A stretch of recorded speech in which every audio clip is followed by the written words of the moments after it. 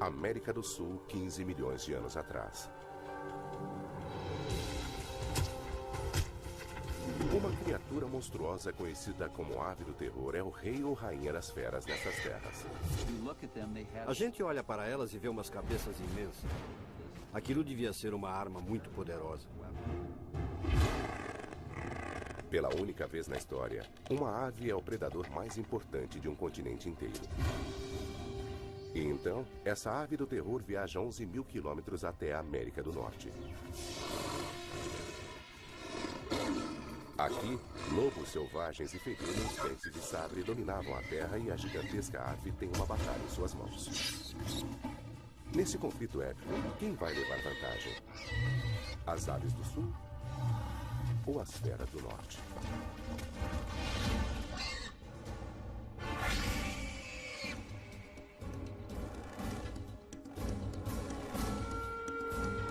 Predadores pré-históricos, aves do terror.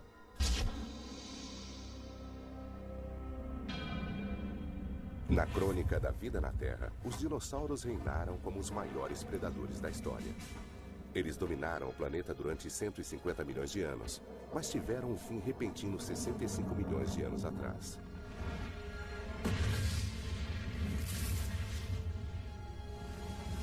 Muitos acreditam que um asteroide ou um cometa tenha destruído os dinossauros completamente.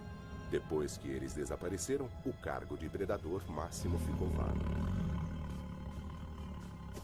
Os mamíferos se tornariam grandes predadores no resto do planeta, mas na América do Sul as coisas ficaram diferentes. O istmo do Panamá ainda não tinha aparecido e a água rodeava o continente. Neste isolamento, a evolução tomou um rumo estranhamente diferente. O continente era uma ilha gigantesca adornada com savanas abertas e limitada por florestas. Aqui, os mamíferos eram herbívoros dóceis que iam de grandes preguiças a criaturas coraçadas estranhas como o gliptodonte.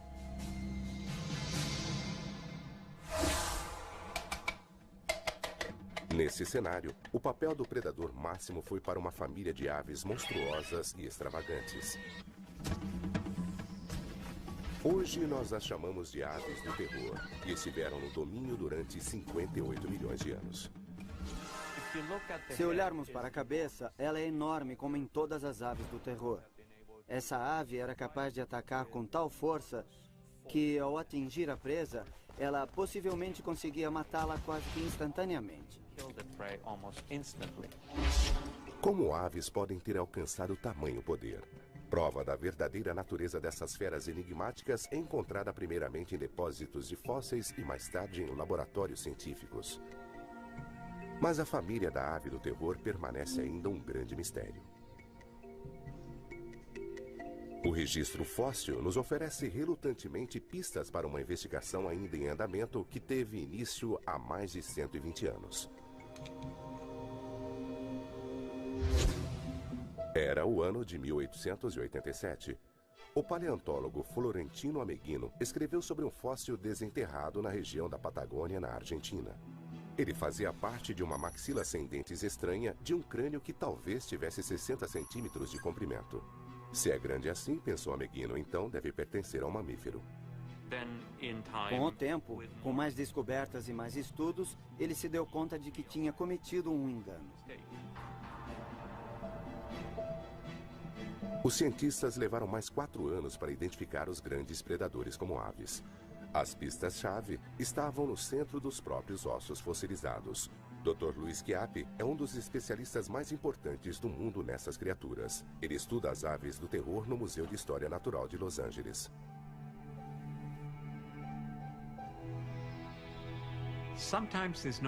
Às vezes não é fácil diferenciar um osso de ave de um que pode ser tanto de mamífero quanto de réptil. Mas uma coisa que em geral é bastante consistente é que os ossos das aves são ocos e têm paredes finas comparadas com as dos ossos dos mamíferos e répteis. Aqui na minha mão direita tem um osso de crocodilo e dá para ver a diferença.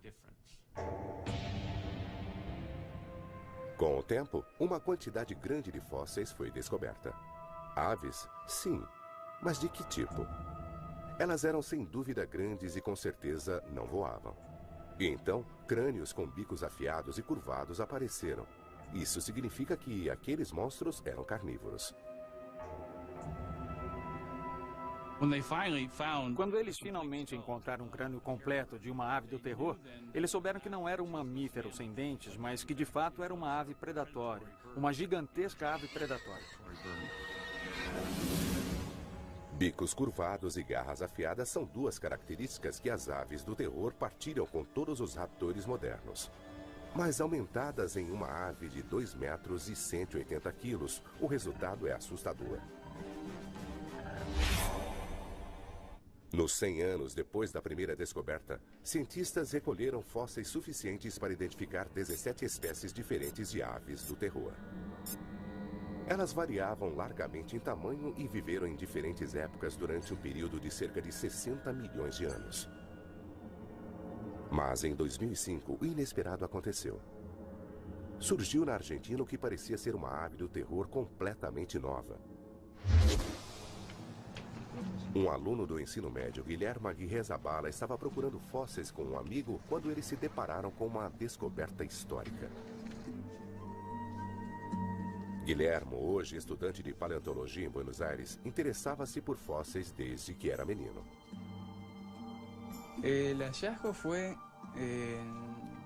A descoberta aconteceu no verão de 1999. Não lembro a data exata, mas acho que foi em março. Tudo aconteceu nos arredores da cidade de Comalo, perto da fronteira ocidental da vasta região da Patagônia, na Argentina. Sabe-se que as aves do terror viveram desde aquele local até o Uruguai e o Brasil.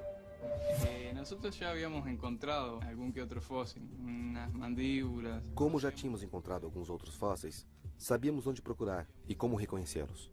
Conocer los fósiles. Este particularmente estaba... Este, em especial, estava quase que totalmente enterrado. Quando nós encontramos os primeiros pedaços, entramos em contato com o Museu de Paleontologia de Bariloche, que foi onde aprendemos a escavar ao redor dos fósseis e a extraí-los. Onde aprendimos a extrair fósiles. Guilherme e seu amigo guardaram com cuidado sua descoberta e levaram-na até a cidade de Bariloche, a 65 quilômetros de distância. O achado deles foi doado ao pequeno museu de paleontologia, onde permaneceu quase que despercebido durante 5 anos. Quando Luiz Chiappe ficou sabendo da descoberta, liderou uma equipe internacional para determinar o lugar da nova espécie na família de aves do terror. Ele descobriu que era uma espécie completamente nova. Ver aquele crânio enorme que tinha entre 50 e 75 centímetros de comprimento quer dizer, um momento emocionante, não tenham dúvida. A equipe de Chiappe datou o crânio de 15 milhões de anos atrás e deu-lhe o nome de Quelenquen Guillermoi. Quelenquen, que significa espírito nativo patagoniano, e Guillermoi para Guilhermo.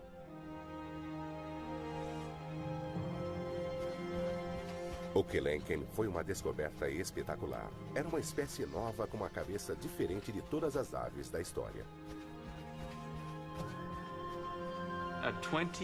Com 71 centímetros de comprimento, basicamente maior do que o de um cavalo, o crânio do Quelenquen é o maior crânio de ave já encontrado. Chiappe comparou outros crânios de aves do terror com o do Quelenquen. Além disso, comparou o fóssil de uma perna e de um osso da pata também encontrados. Ele esperava descobrir o tamanho do Quelenquen, sua força e sua velocidade. Quero saber de Sara se podemos trabalhar. Ao examinar o crânio de uma ave do terror menor, Luiz Chiappe começa a ter uma ideia da aparência da nova espécie. Enquanto isso, em Bariloche, a paleontóloga Sara Bertelli analisa os ossos do Quelenquen no museu local. Comparando medidas desses poucos espécimes com outras aves do terror, eles conseguirão calcular as dimensões críticas do próprio Quelenquen. Embora o crânio seja a descoberta mais espetacular, um osso completo da perna também trouxe algumas surpresas. Este é o osso que em seres humanos corresponderia à ligação entre o tornozelo e os dedos do pé. As proporções do osso da perna são inesperadamente reduzidas para tamanha ave. Algumas outras espécies grandes de aves do terror têm uma estrutura densa e acredita-se que tenham sido predadores lentos. O Kelenken com esses ossos é diferente.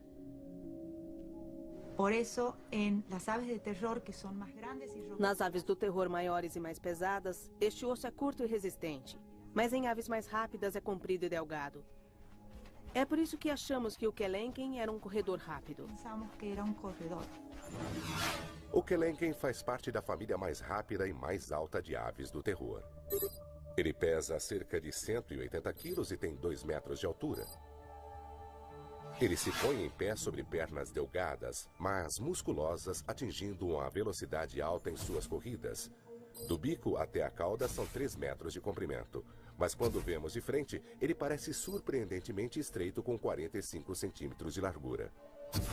Porém, Bertelli descobre que o tamanho avantajado desta ave assume uma posição secundária em relação à força enorme de sua mordida. Os ossos do crânio do Kelenken trazem sinais de músculos imensos presos nas têmporas, o indício do poder de suas mandíbulas gigantescas. Esses músculos controlam a força da mordida na maioria dos animais e representam uma das coisas que até os seres humanos têm em comum com as aves do terror. Se colocarmos a mão aqui e abrirmos a mandíbula, podemos sentir a contração dos músculos temporais. As marcas deixadas por esses músculos ocupam uma parte grande do topo do crânio. Isso nos dá uma ideia enorme da força da mordida que essa ave tinha. Tremenda força que tinha esta ave al morder. Um outro grupo de marcas revela os poderosos músculos do pescoço. Com tamanha força, a ave do terror era apavorante, pois atacava feroz e violentamente tanto com seu bico assustador quanto com suas garras parecidas com unhas. A ave do terror usava sua cabeça como uma picareta e enfiava a ponta do bico na presa, conseguindo arrancar pedaços de carne, atravessando até alguns ossos. A cabeça de uma ave do terror era uma máquina mortífera, uma arma que a levou às alturas do poder, tornando-a a predadora suprema e sem concorrentes na América do Sul.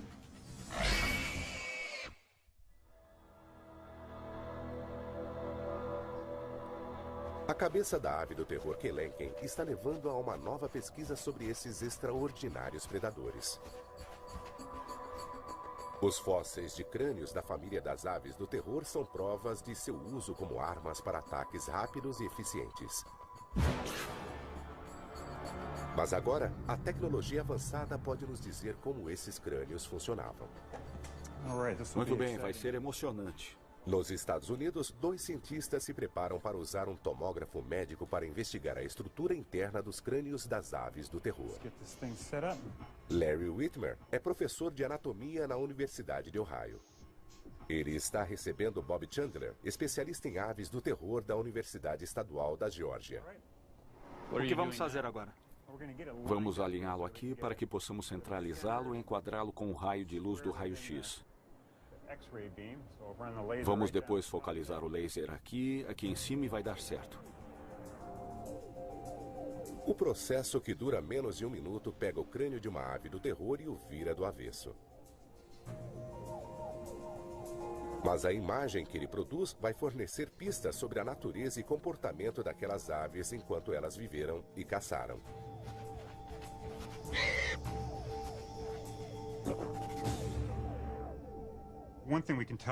Uma coisa que podemos dizer só olhando para o crânio é que ele é um crânio relativamente muito forte. Podemos ver que esta coluna na frente da órbita do olho é realmente alta e forte. Vemos que esta barra ao longo da linha da face, bem aqui nesta região, também é relativamente alta e espessa, sugerindo que o crânio foi formado para aplicar e suportar esforços relativamente grandes. Esse é um fato que um pacífico herbívoro, ou Malodotterium, deve ter aprendido por experiência própria quando enfrentou a ave do terror Kelenken. O Malodotterium era uma das presas em potencial do Kelenken, um animal com casco que não tem parentes modernos.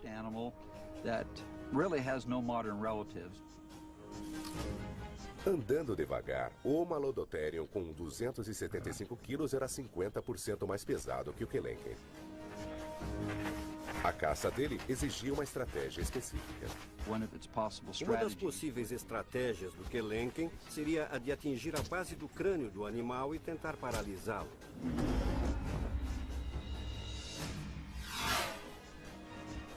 Depois que a presa estava dominada, o bico da ave do terror começava a estraçalhar a carne, um comportamento conhecido entre as aves de rapina ainda hoje. Eu sei. Joe Camp é treinador de animais no sul da Califórnia. Usando um falcão dos dias de hoje, ele demonstra como o bico em forma de gancho afiado é uma ferramenta indispensável para qualquer ave de rapina viva ou extinta. Ele nos dá uma ideia razoável de como o bico funciona. Basicamente, a gente vê que o gancho entra na carne. Nós o vemos fazendo isso meio que dando estocadas e depois o bico inferior vem, corta a carne e a arranca fora. O bico é quase como os nossos incisivos, com o gancho sendo o que seriam os nossos caninos, ou os caninos de um animal. Aqui vai completamente. A tomografia vai além do bico, investiga a fundo o interior da cabeça da ave do terror e obtém resultados inesperados. Uma coisa que a tomografia mostrou foi realmente uma surpresa. Se olharmos no interior por aqui, vemos que dentro do bico existe uma cavidade oca enorme. Isto foi completamente inesperado. Ela é completamente oca, e isto levantou uma questão. Por que será que elas tinham esta estrutura completamente oca? Uma coisa que acho que acontecia é que este bico oco era uma estrutura ressonante. Eles podem ter sido usados para movimentos de mandíbula e fazer um barulho que ressoavam por dentro deste grande espaço oco.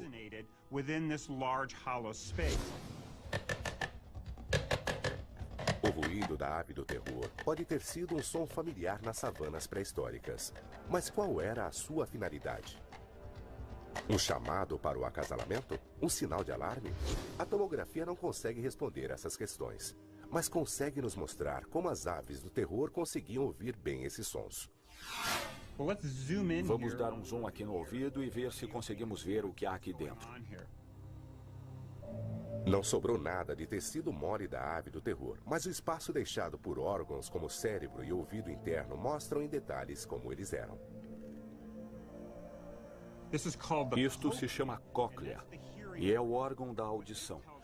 O que isto nos mostra é que ela é longa e reta.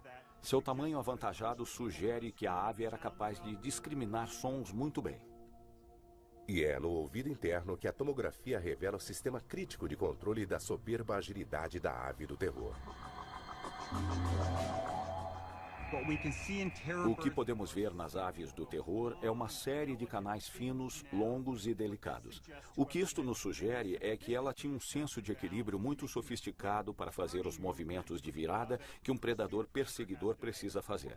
O que vemos aqui é o equipamento neural que permitia que isso acontecesse. Um pequeno animal lutando para se esconder teve pouca sorte com a ave do terror que lhe tirou pedaços e engoliu-os inteiros. Um exemplo chocante de gratificação instantânea.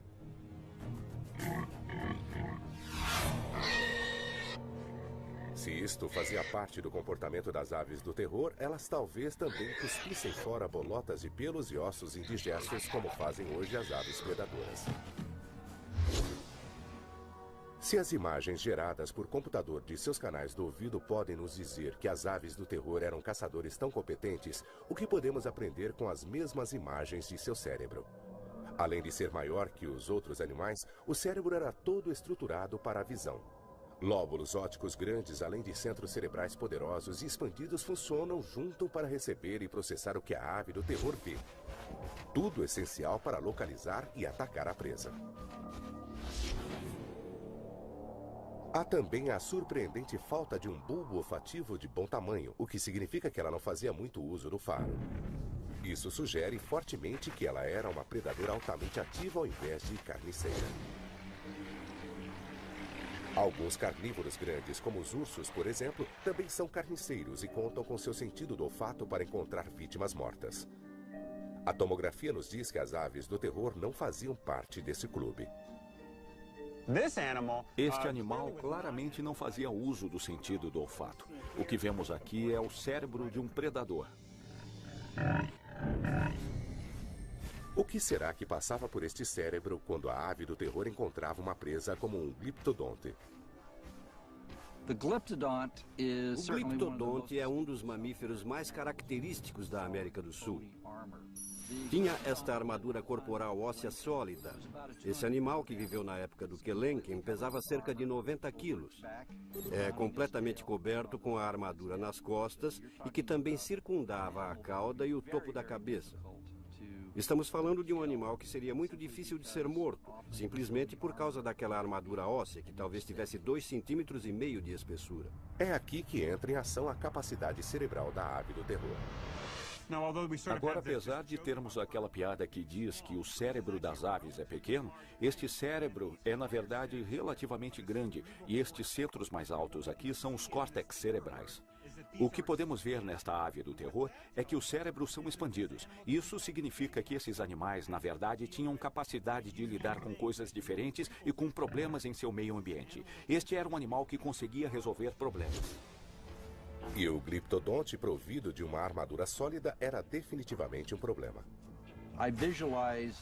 Eu vejo o Kelenken meio que rodeando este gliptodonte e tentando descobrir como pegá-lo. Vai analisando, checando e estudando. Finalmente, depois de rodear o gliptodonte por um tempo razoável, acho que a ave do terror pode ter descoberto que se ela puser seu pé embaixo da borda da carapaça do animal, ele pode virar e ficar de pernas para o ar, expondo sua barriga macia.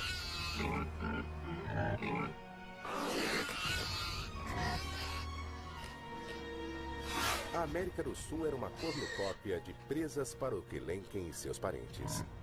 Sendo um predador ativo, uma ave do terror de 200 quilos tinha de comer entre 10 e 15 quilos de comida por dia, e o continente isolado fornecia isso. Para aquelas aves, era um provável jardim do Éden.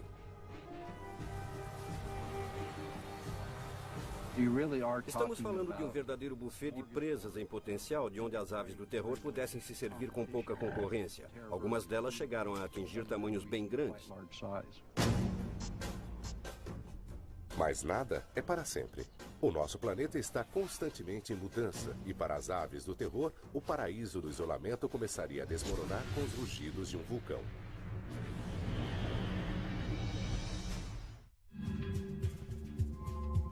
Até 1961, os cientistas achavam que as aves do terror tinham vivido apenas na América do Sul.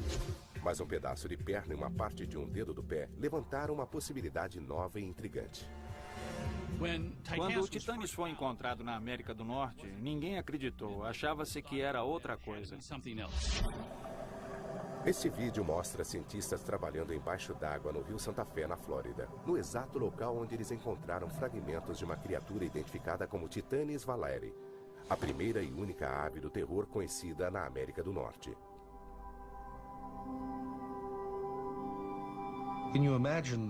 Dá para imaginar a emoção que sentimos quando achamos este primeiro espécimen, uma espécie desconhecida que esteve aqui na Flórida? Esta criatura, de um continente isolado do mundo pela água, acabou a cerca de 11 mil quilômetros de sua origem.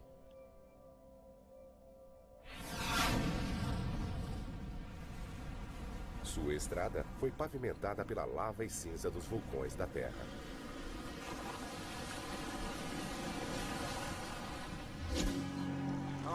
Esta é uma cinza vulcânica enorme. Um pedaço de cinza interessante. Na região central do Oregon, o geólogo Greg Retalak mostra ao paleontólogo George Duckler como os vulcões podem mudar rapidamente a paisagem. É um tipo de rocha vulcânica eruptiva bastante diferente. Retalak diz que o depósito no Oregon foi criado por uma erupção antiga no Círculo de Fogo do Pacífico, uma série de mais de 400 vulcões que circundam o Oceano Pacífico desde a Nova Zelândia até o Chile. Parte dessa série está no Panamá, onde as Américas do Norte e do Sul antigamente ficavam separadas por uma porção de água. Os dois continentes foram unidos por uma atividade vulcânica no istmo da América Central no final do Mioceno, quando a ave do terror estava viajando. A ligação foi formada amplamente pelos vulcões que produziram lava que surgiram do mar além da elevação das placas tectônicas. Mas tem mais coisas nessa história. As selvas nativas da Terra Nova, na América Central, não era o tipo de meio ambiente por onde as aves do terror teriam migrado. É aí que entram os depósitos de cinza vulcânica como aqueles do noroeste do Pacífico.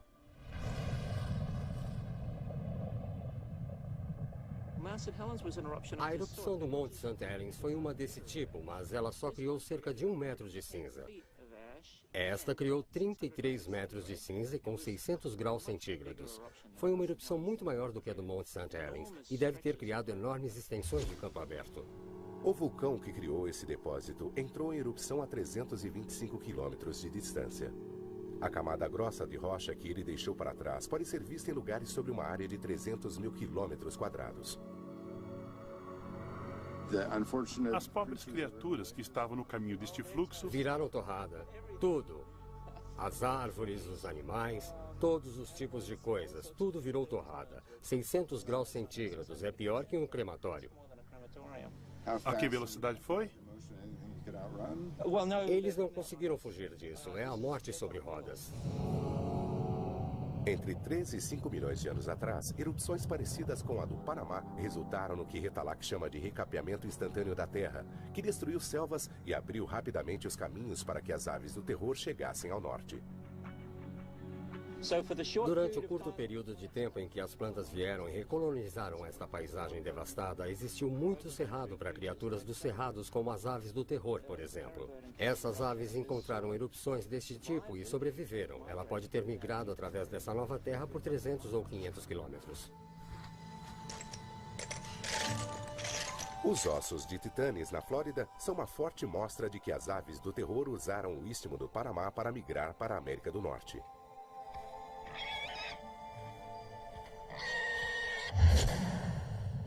Quando os vulcões preencheram o espaço entre os dois continentes, a ponte de terra resultante tornou a migração possível.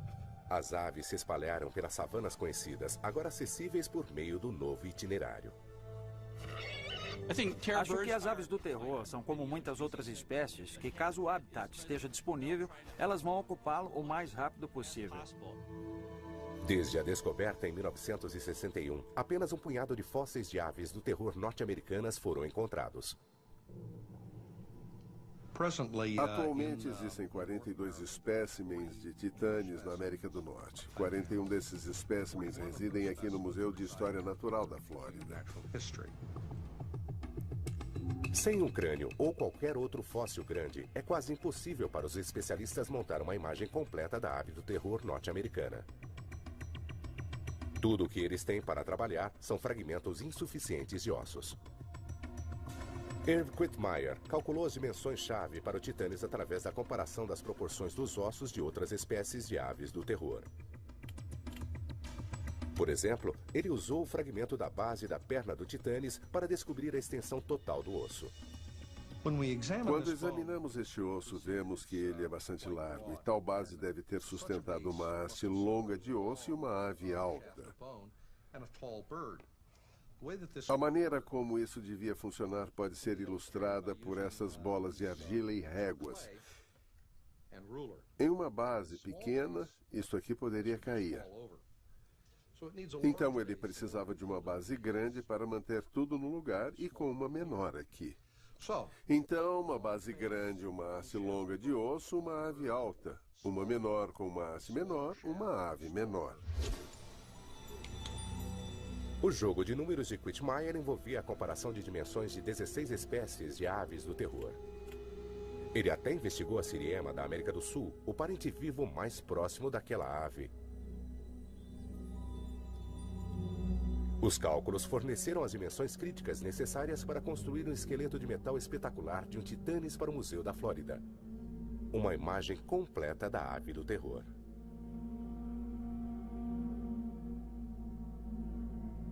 Os cientistas concluíram que o Titanes era surpreendentemente parecido com o Kelenken, a espécie de ave do terror mais alta. Mas o Titanes era cerca de 20% mais baixo. O tamanho reduzido pode tê-lo tornado mais rápido e mais ágil. As aves do terror que vieram para o norte fizeram parte do grande intercâmbio americano, uma imensa troca de espécies entre as Américas do Norte e do Sul através do Panamá. A ave do terror precisava de sua velocidade para a nova presa que ele encontraria. Caçar um cavalo veloz deve ter sido um desafio para o Titanes.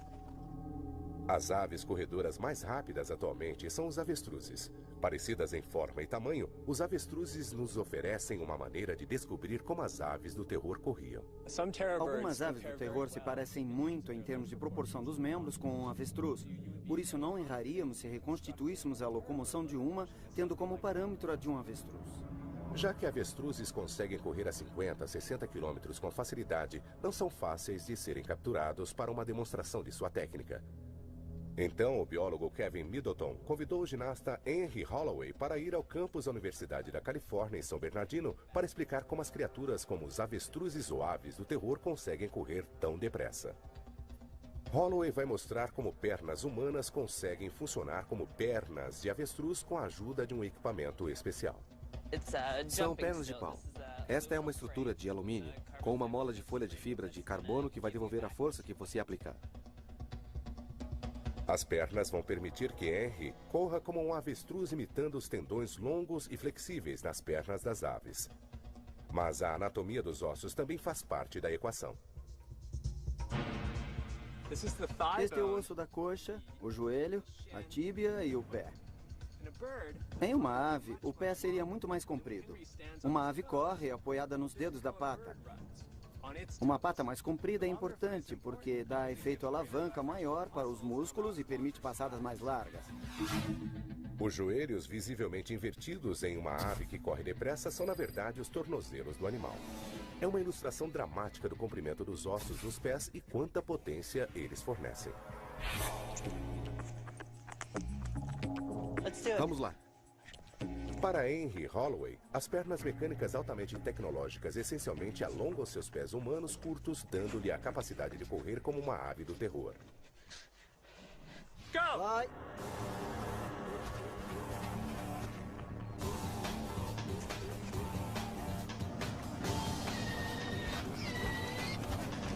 Quando ele parte, cada passada larga tem 2 metros de comprimento e ele consegue fazer 37 km por hora.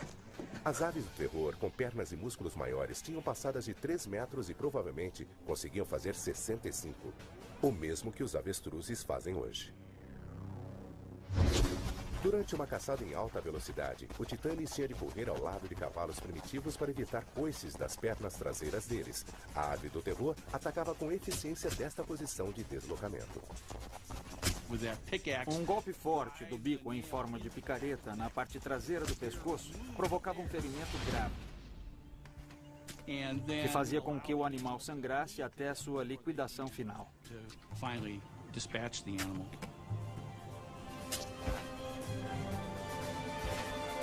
Mas a vida não seria fácil para o Titanes no novo continente. Ele estava prestes a fazer o primeiro contato com os predadores do norte. Eles eram concorrentes novos e destemidos, mas nunca haviam enfrentado o poder de uma ave do terror.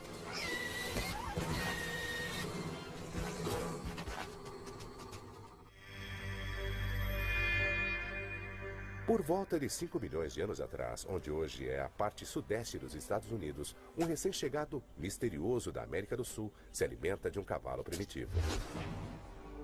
A ave do terror era a predadora máxima em seu antigo lar, mas aqui na América do Norte, ela enfrenta a concorrência de criaturas que ela nunca tinha visto antes.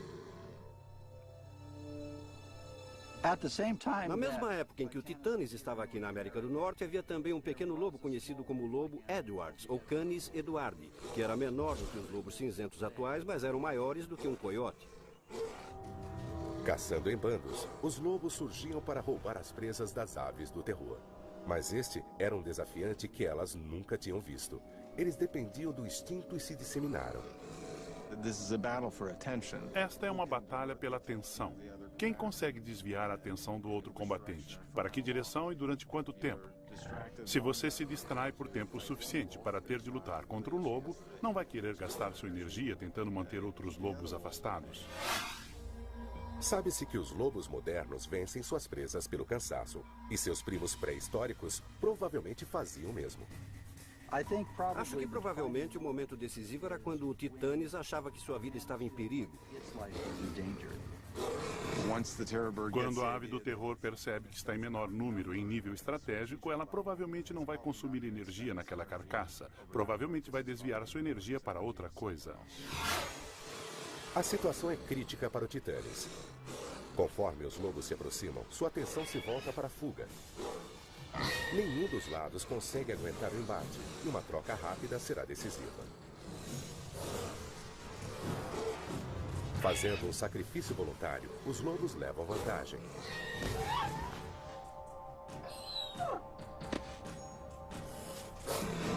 Depois de aprender a lição, a ave do terror se retira, e sua inteligência nativa vai fazer com que mude sua estratégia de caça. Eu consigo imaginar uma ave do terror depois de seu primeiro encontro com um bando de lobos, possivelmente pensando que não vale a pena lutar e que vai perder a longo prazo. Acaba então dando início a um comportamento de fuga, pois que se ela mata alguma coisa, os lobos vão aparecer, e ela provavelmente terá de abrir mão da caça para não arriscar a se tornar uma refeição dos lobos também.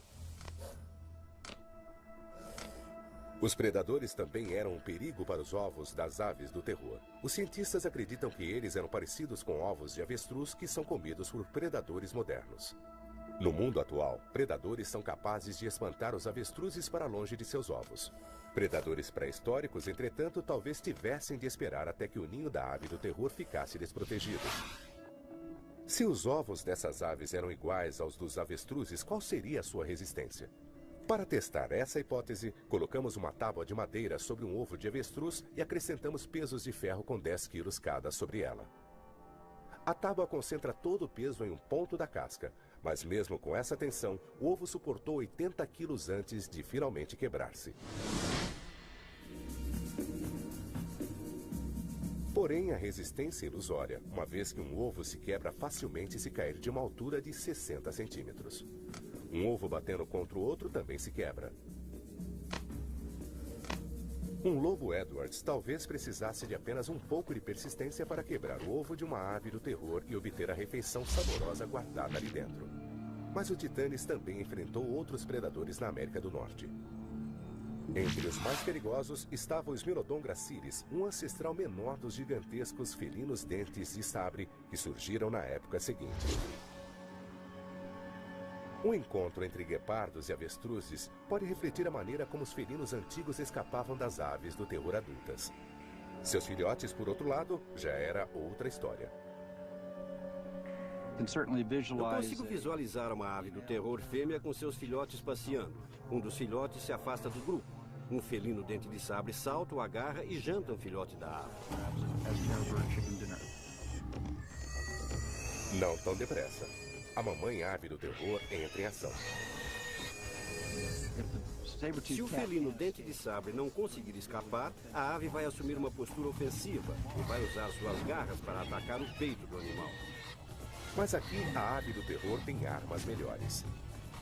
Ela ataca com sua cabeça gigantesca várias vezes.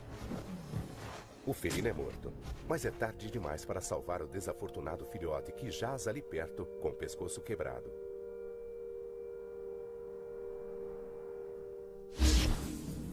A vida na América do Norte deve ter sido muito mais difícil para as aves do terror do que era no Sul. Aqui elas enfrentaram predadores como felinos e lobos destinados a evoluírem e se tornarem as megaferas no futuro. Estes novos concorrentes ameaçaram a existência das aves do terror.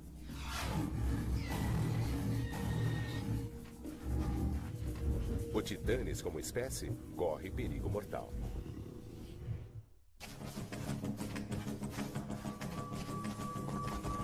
O reinado das aves do terror durou quase 60 milhões de anos. Elas foram predadoras supremas na América do Sul e imigrantes aventureiras no Norte. Sua extinção é um enigma complexo que os cientistas ainda estão tentando desvendar.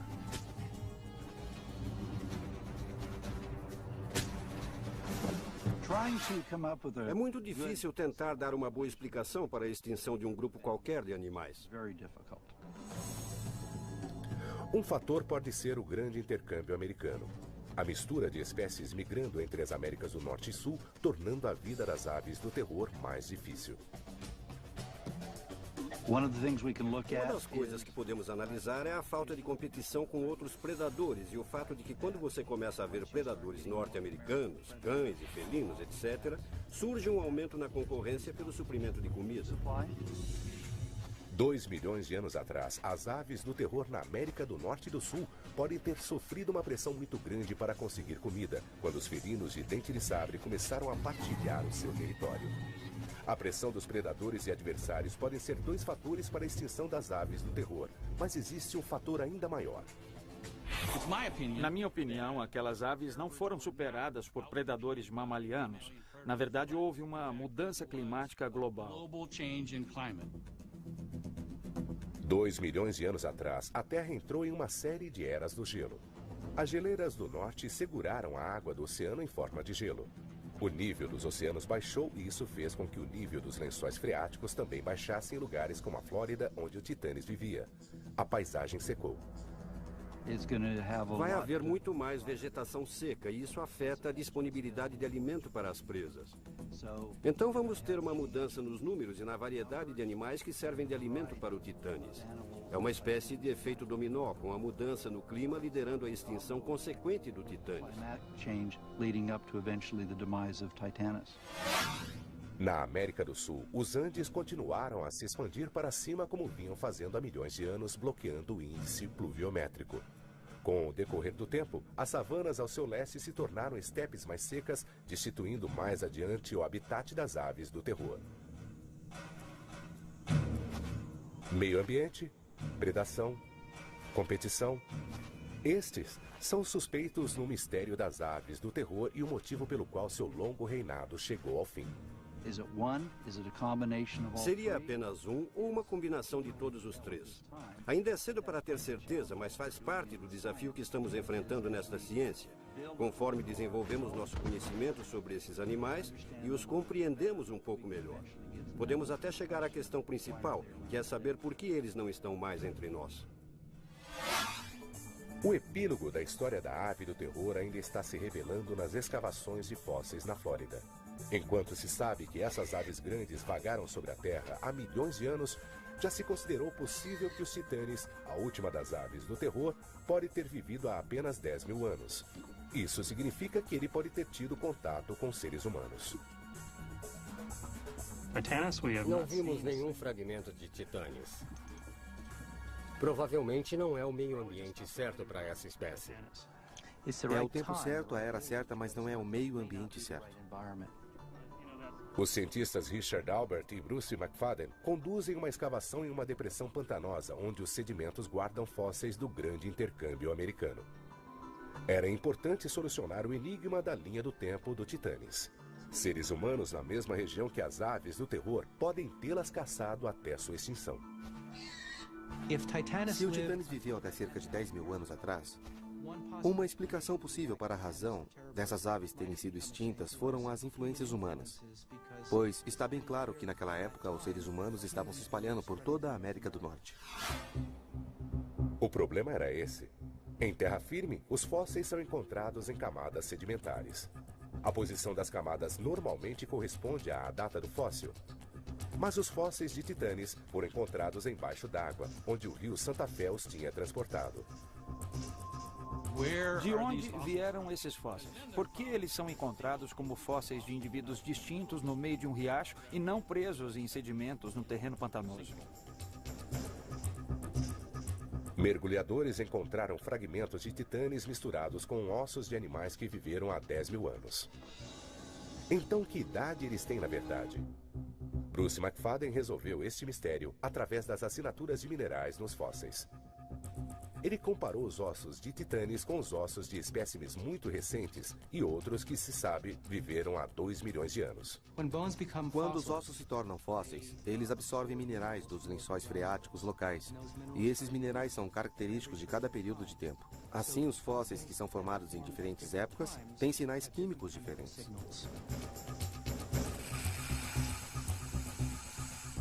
McFadden reuniu pequenas quantidades de pedaços de ossos fossilizados de Titanes e as preparou para serem analisadas em um espectrômetro de massa.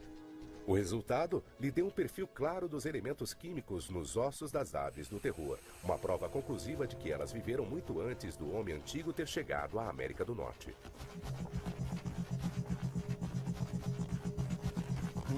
Temos dois padrões básicos. Temos um padrão para os ossos muito recentes, que tem cerca de 15 mil anos de idade. E depois outro padrão de osso que está aqui, que representa animais com 2 milhões de anos. E os fósseis de titanes mostram exatamente as concentrações de elementos de fósseis de 2 milhões de anos. Mas, incrivelmente, a história não terminou ali. A ave do terror tinha mais a nos contar sobre sua sobrevivência no norte. McFadden também descobriu que um fóssil de titanes no Texas não tinha 2 milhões, mas 5 milhões de anos. Isso significa que a ave do terror permaneceu pelo menos 3 milhões de anos na América do Norte, uma permanência duradoura para qualquer espécie.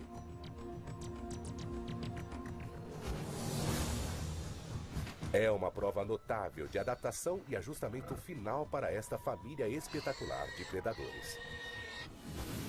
Apesar da grande quantidade de novos concorrentes, o Titanes foi o sucessor altivo da herança das aves do terror. Em seu último lar na América do Norte, ele não apenas sobreviveu, também prosperou.